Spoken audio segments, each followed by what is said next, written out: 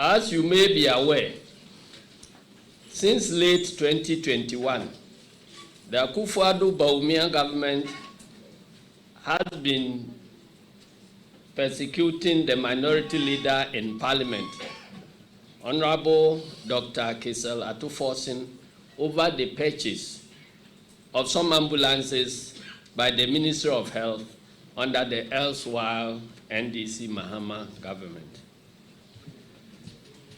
As a law-abiding political party, we have restrained ourselves from commenting on this matter publicly. This is because we respect the principle that matters pending in court should not be commented on in a manner that prejudices the outcome. We therefore have no intention of doing so today. However, in the light of repeated falsehood, deliberate misrepresentation, and distortions churned out by the Attorney General Godfrey Yeboah-Dame and the MPP propagandists, we are compelled to correct certain misconceptions in the public domain about the said ambulances transaction and situate this discussion in its proper context. This is without prejudice to any matters pending before the courts in this case. Every reasonable person would agree that it will be irresponsible of us to sit aloof and allow deliberate falsehood to be peddled about us without putting out the truth. For the avoidance of doubt, the specific claim that the Attorney General has based his persecution of the minority leader on is that, in the Attorney General's view, there has been financial loss to the state because he, as Deputy Minister of Finance, wrote letters to the Bank of Ghana requesting the bank to set up letters of credit in favor of Big C Trading Company of Dubai, suppliers of the ambulances in question, without authorization from his then boss and Finance Minister, Honorable Jakpa. This is publicly available information captured in the records of the High Court, Accra. So this one has been said, though I'm only repeating it.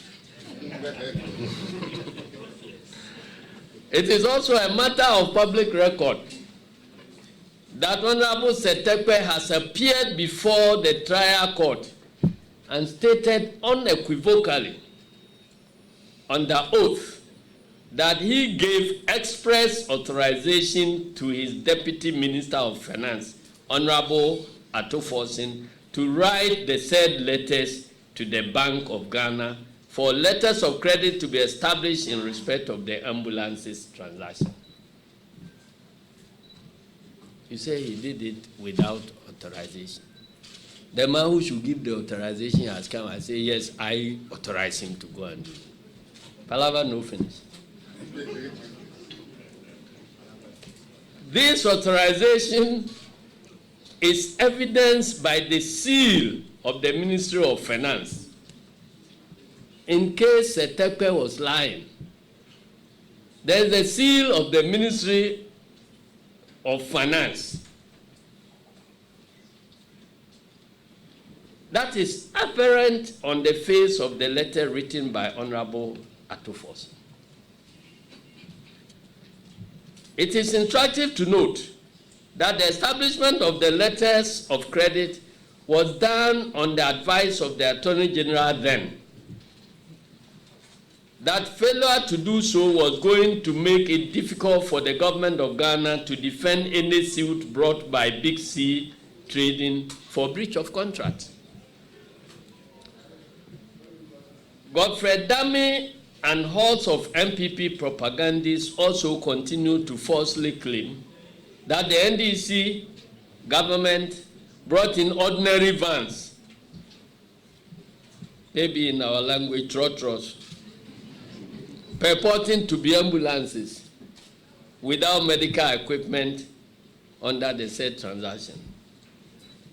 We want to state emphatically that the first set of 30 ambulances supplied under the transaction arrived in the country with the necessary fittings in them sometime in the year 2015. So at this stage, on the screen are pictures of the exterior and interior of the ambulances as they arrived in the country. The empty trotters. These are the interior pictures of the empty trotters.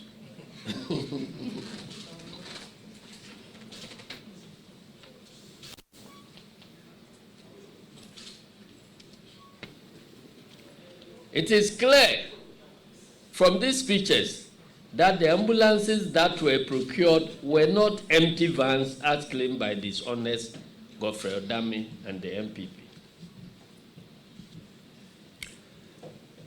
I'm always ashamed because this is my brother from the same Wenchi district.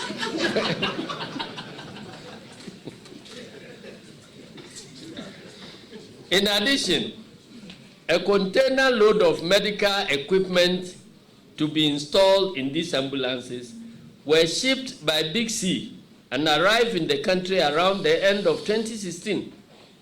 Sadly, this medical equipment have been sitting at the Tema port for the last 8 years because this government, specifically the Minister of Health, which is the consignee, has refused to clear them, just so they can falsely claim that there were no equipment. Because you want to prosecute somebody and jail. Once again, we have projected on the screen a copy of the bill of lading dated 8th October 2016. There it is, covering this shipment.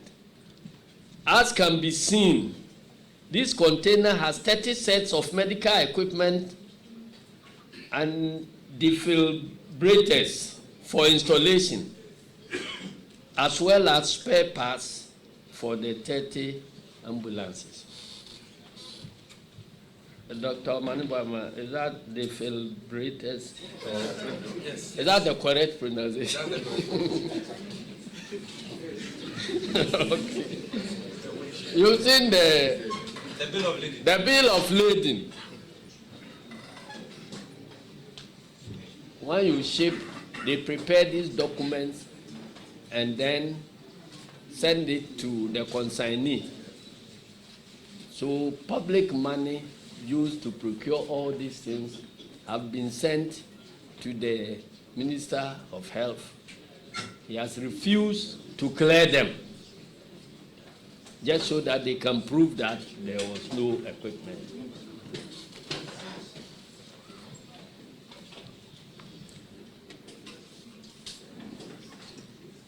All that was required for this government to do was to clear the medical equipment from the ports and give engineers of Big C access to the ambulances which have been parked at the Air Force Base in Accra to install them, train personnel of the Ghana Ambulance Service to use them, and then formally take possession of the said ambulances.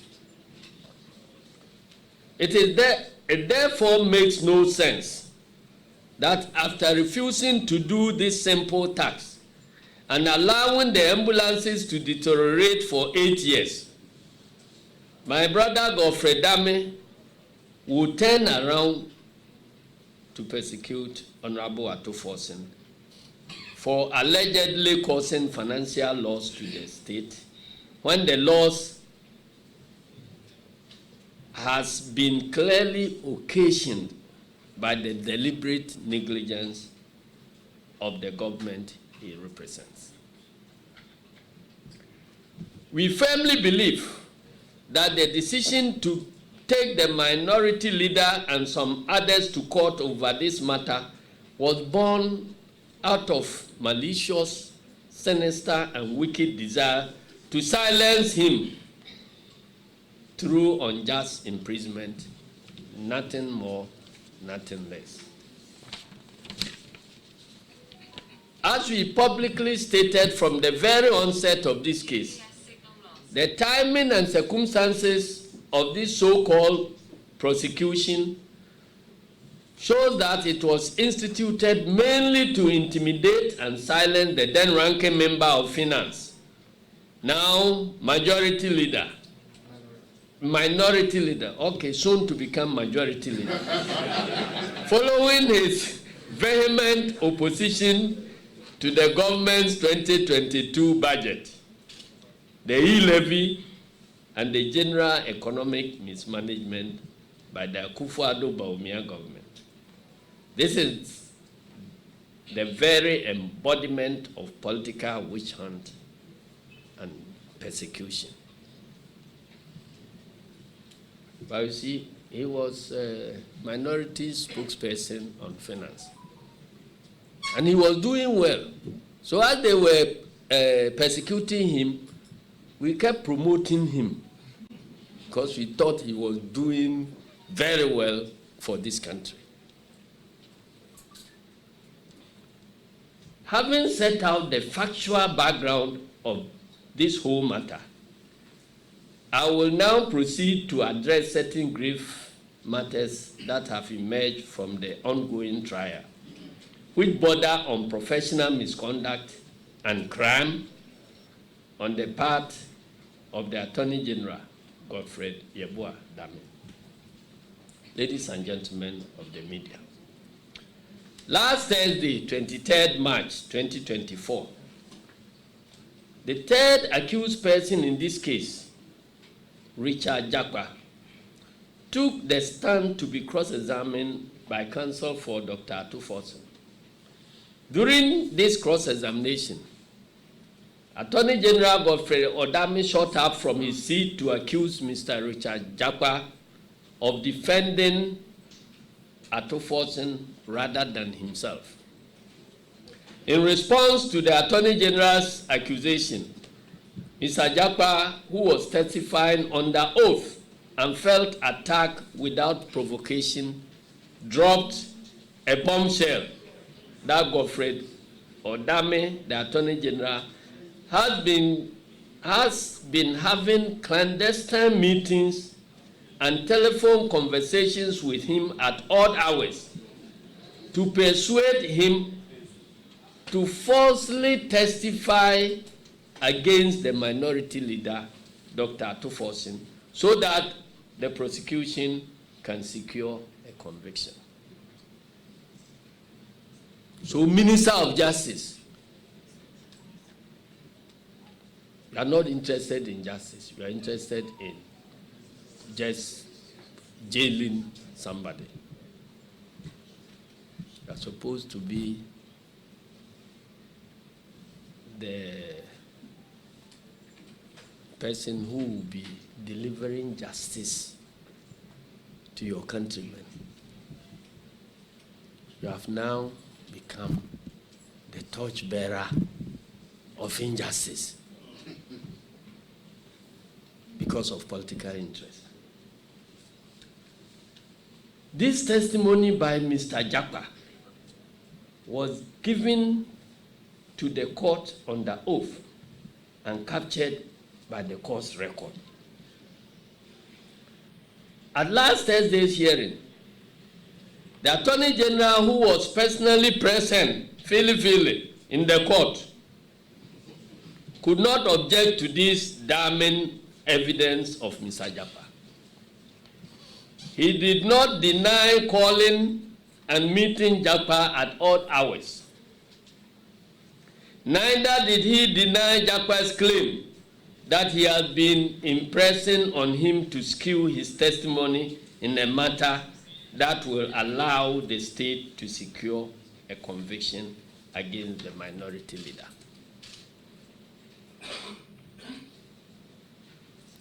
You have been accused of something and you are sitting there. You decide that the way to respond is through a press statement where you could have defended yourself there. Ladies and gentlemen of the media, in the period following these startling revelations, the NDC has obtained compelling evidence which support Mr. Jakpa's claim that the Attorney General indeed has engaged him on countless occasions and urged him to falsify, underline, his testimony to aid the case of Attorney General against Dr. Kessel Atuforsen. This evidence points to a devious, diabolic, and dangerous plan by the Attorney General to secure conviction against Minority Leader Dr. Atuforsen at all costs, contrary to what the third accused knows and believes to be the truth. We have in our possession a series of recordings in which the Attorney General, Godfrey Dame, is clearly heard goading, urging, impressing upon, and actually coaching Mr. Jakpa to bear false testimony against the Minority Leader, Dr. Atuforsen. All of this desperate subordination by Mr. Dame is just because he is hell-bent on securing the incarceration of the Minority Leader unjustly. Ladies and gentlemen, the first of these recordings is a 16-minute, 5-second telephone conversation between Godfrey Dame and Richard Jakpa, the third accused person, held on the morning meaning 12 minutes after 7 a.m. of 9th April 2024, a day that the third accused, Richard Jakpa, was preparing to go to court to continue his testimony. In this recording, which I will play shortly, which we will play to your hearing and share with you shortly, Godfrey Dame, the Attorney General, is clearly heard doing the following. I want to prepare your mind so that when you are listening to it, you can understand what is there. In this recording, if you pay attention, you see that Godfrey Dame is heard impressing upon Richard Jakpa, the third accused, to skew his answers and testimony to support the petition's case. The prosecution's case, I beg your pardon. This was despite Mr. Jakpa's insistence that the line the Attorney General wanted him to toe was dishonest, untenable, and that his conscience could not allow him to do so. The now dishonorable Attorney General then dangled the assurance that Richard Jakpa's acceptance to testify the Attorney General's way was not going to get him into any difficulty. Tell a lie and we will set you free. That was the agenda. If you tell a lie and we nail our enemy, not the state's enemy, but our enemy, we will set you free. And he says, no, my conscience doesn't allow me to do that.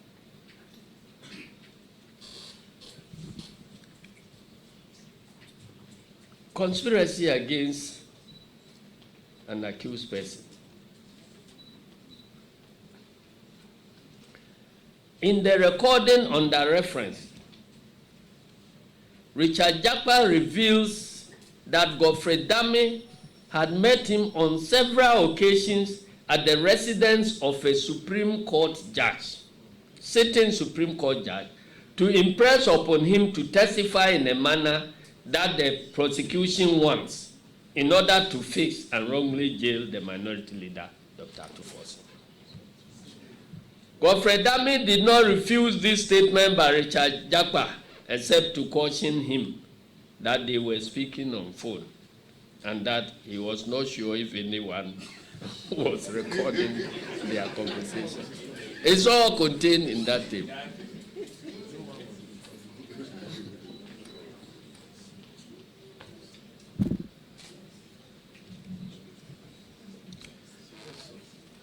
Also, Godfrey Dame is heard in the recording urging and coaching Richard Jakpa, albeit with strong protest from Mr. Jakpa, to provide answers that Jakpa knows to be false to the court.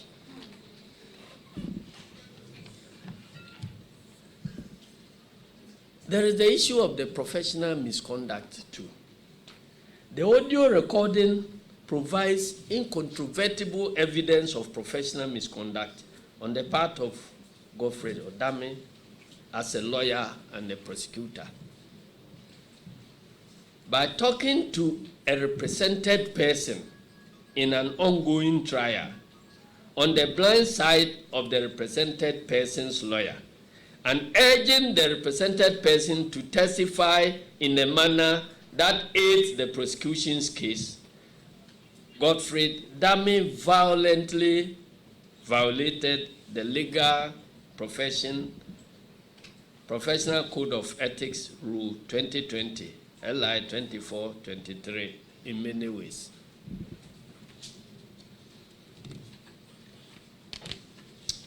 I'm not a lawyer, but this was passed in Parliament. I'm a parliamentarian. This gross professional misconduct on the part of no less a person than the Attorney General, who was the leader of the bar, bears a high responsibility to adhere to the rules of ethics of the legal profession, is reprehensible and totally unpardonable.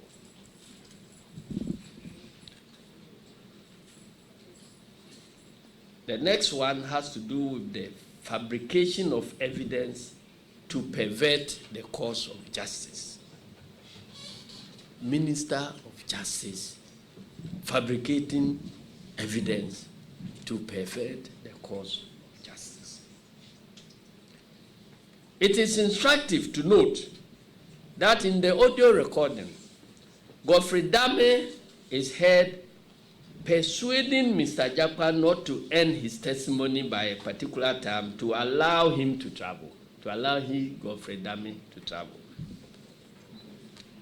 The dishonorable Attorney General is also heard persuading Mr. Jakpa to procure and submit a fake medical excuse duty to the court, which he was scheduled to testify before that morning.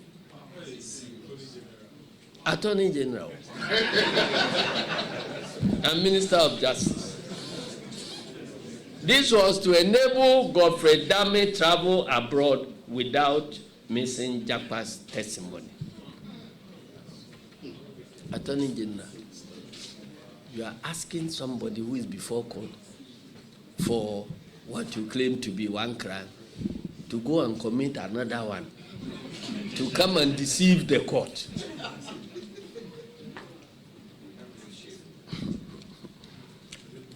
By asking a witness to fabricate evidence to deceive a court, Godfrey Dame, the Attorney General, sought to undermine the judicial and justice administration process in this country. This conduct of Godfrey Dame constitutes the offense of perjury, which is a crime punishable under the laws of Ghana, specifically Section 213 and 214 of the Criminal and Other Offences Act 1960, Act 29. Ladies and gentlemen of the media, I would at this stage invite you. You have been salivating for some time now, but I want to invite you to the content of this recording, after which I'll make some important observations. Let me allow you.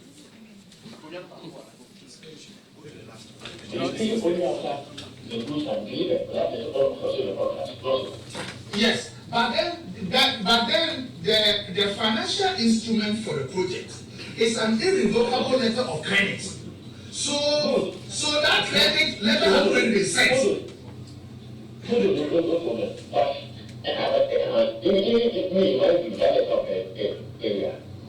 The contract requires that we pay by excess of credit. Yes, in addition, we should establish it upon the strength of the contract. So already you have paid. Upon the strength of the contract, for every 50 ambulances. Yes. Upon the strength of the contract, for every 50 ambulances, since there was no advance compensation, advance payment, that LC was a security that you have to establish ahead. No problem. The contract for every 50 ambulances, and then the contract for every 50 ambulances. Pardon? I'm saying upon the strength of the contract for every 50 ambulances. Yes. And then the contract for every 50 ambulances. If the contract is for 200 ambulances in tranches of 50. Good, hold on. So that contract for 50 ambulances is different from this one? No. It is, the contract is one contract for 200 ambulances, which has been broken down within the contract for every 50, LC for every 50 tranche. So you have 4 LCs for the 200 ambulances.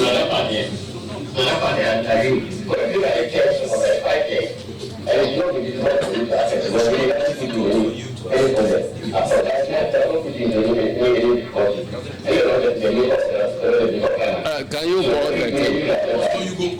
No, the problem I have in accepting that for you. It's pushing.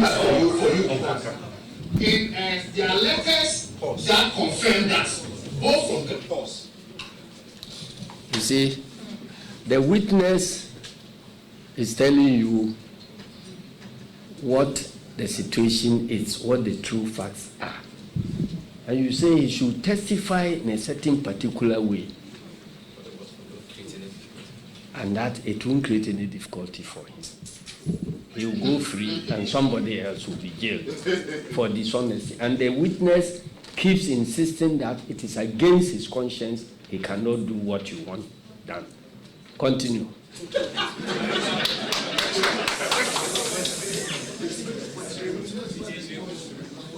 Continue.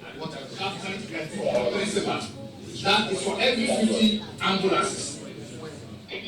That confirms that. And I'll be pending those letters in. So I cannot go against what the letters say and the contract say, because I was the agent at that time. Jakpa business was the agent. If on site, payments have been in your they have no advance. Yes. What advance?